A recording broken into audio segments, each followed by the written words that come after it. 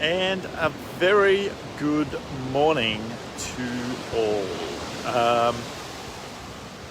What can I say? It's winter and, hang on, actually, is it winter? It starts in June, right? Okay, it's not quite winter yet, but we're like only a week away. And, look at this crazy, beautiful, sunny day. Although I'm wearing a little more up top today because it was a little frosty. I could probably take this off now. There's a fair bit of sun. But a somewhat stunning day here again on the Gold Coast. So it's a good place to be and to be healthy, which is part of the reason I moved here back from Singapore almost 2 years ago. It'll be July 12th-ish, sort of, where I kind of came and then decided and then finally kind of moved over permanently later in the year. But anyway, managing energy. Now, coming off the other little transit podcast yesterday, it was about 8 or 9 minutes yesterday. So continuing on from that, we're talking about energy, and we're going to look at this. I mean, there's kind of 4 areas. There's the physical, emotional, mental, and spiritual that you will, that a lot of you probably know, different aspects of our being. And let's start at the physical, which is an area where I started as I started to learn about my own body a few years back after my own health wake-up call. And you break down the body and you start looking at how you're eating, how you're moving, what you're eating, when you're eating, when you're moving, how you're moving, sleeping, when you're sleeping, how you're sleeping, and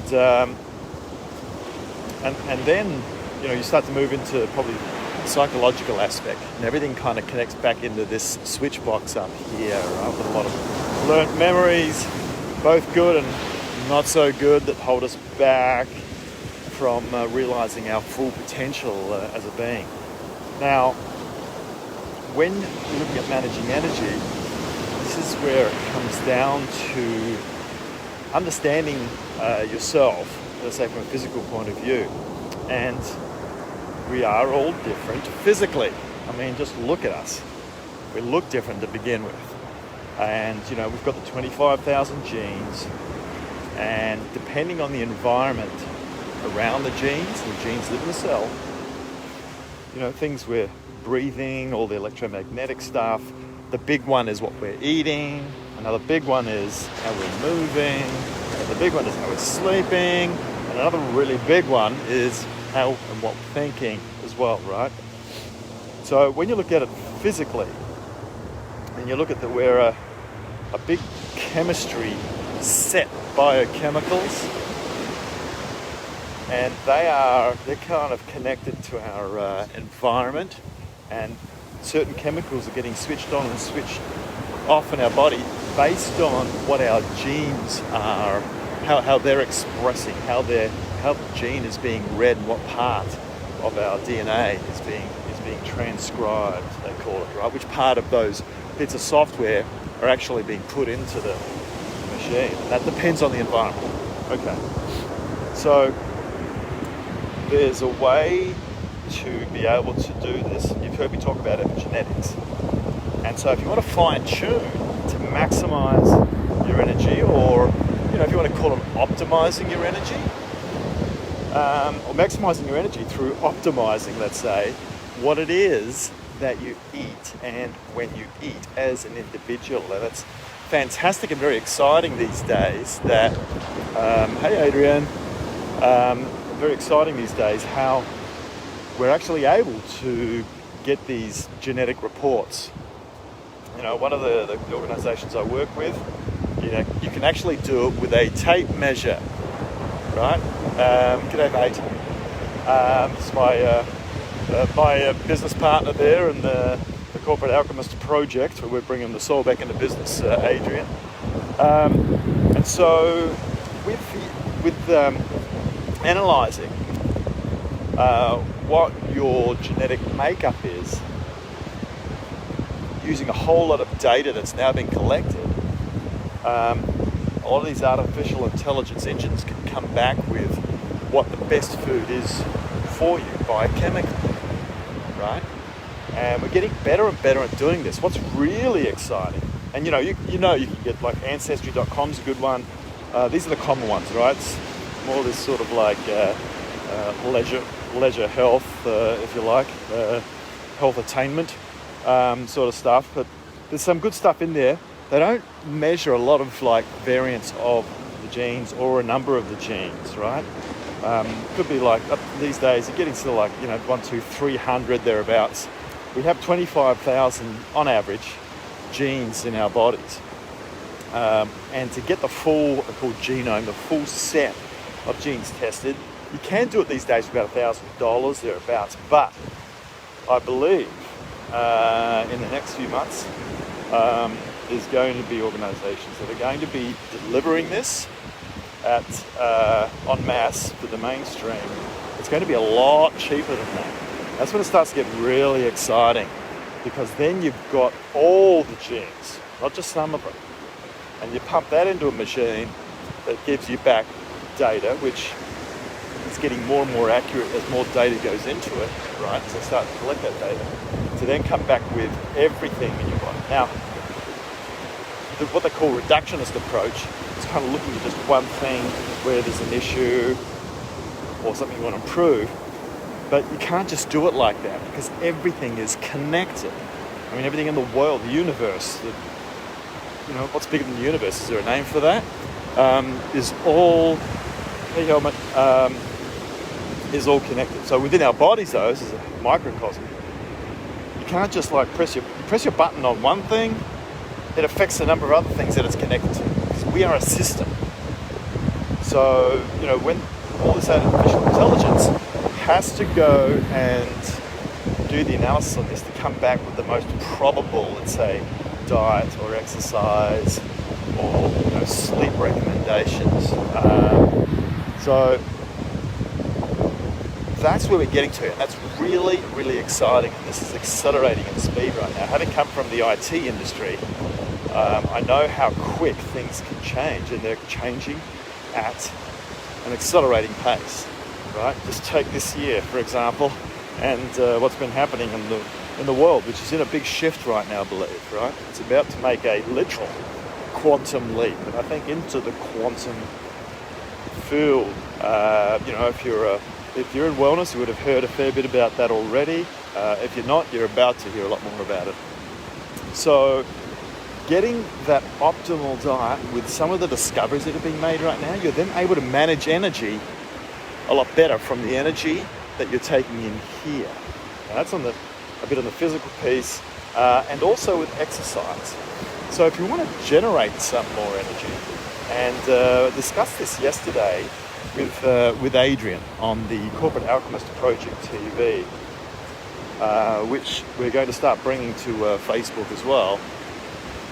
And they're like 30 to up to 60-minute sessions of us on a Monday. We record them on a Monday and Friday. Me doing all the content distribution right now, there's about a 24-hour delay or so before they get distributed out. But we'll be looking to do it live is the idea. So with managing energy, where was I? Eating, moving, sleeping, exercise. So with exercise, you're going to produce, once you start moving, like I'm doing here on the beach, and I'm doing it as usual, barefoot, because that's really important to ground for a number of reasons. Antioxidants, radicals, getting some extra electrons into the body, etc. But when you start moving, you start producing endorphins in the brain, so the neurochemicals change. And so it actually starts to change your emotional state, right? With food, if you start eating the right foods for you, you start generating the right energy and increasing your energy. So, that's the eating and the moving. Sleeping, when you're expending less energy consciously, your body is actually going to work, right?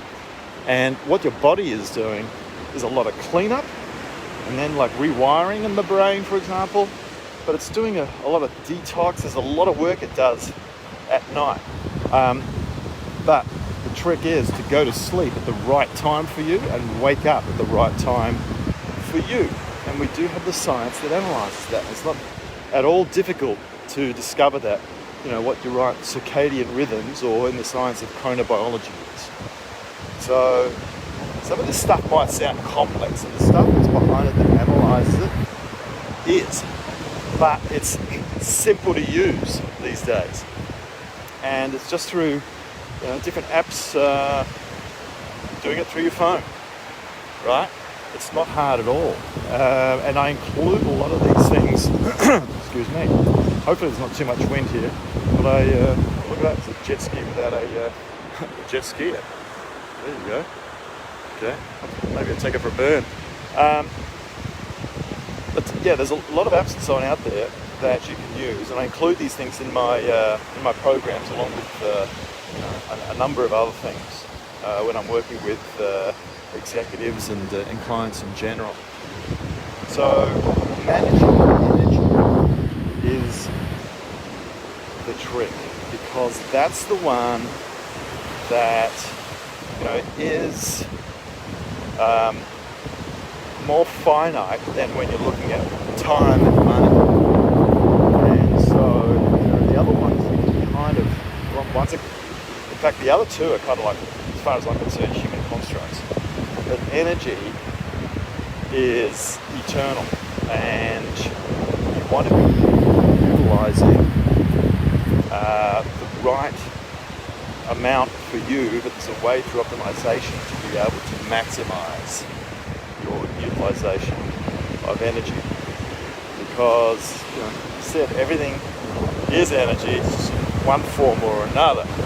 Whether your human animal body is here or not, the energy was just transformed to somewhere else, right? So I won't get too esoteric with you on this episode, but managing energy, how can you get the best deal on having lots of energy there for you to be able to get the most out of life, really, right? In this existence of consciousness, but don't be limited by energy and things that you can see and matter. And we're going to be talking about matter next week as well on the Cat TV. So look out for that, because that starts to come to you more often as well. All right, guys, I'm going to leave it there. That's enough about energy. Well, I'm soaking up the energy from the sun here, and even though I've got the gene that doesn't synthesize vitamin D that well, but I'm getting a lot of other benefits out here. So we'll catch you on the next Better Tune In. Have a great morning, day, evening, whatever you're doing, wherever you are in the galaxy, and we'll see you on the next one. Bye.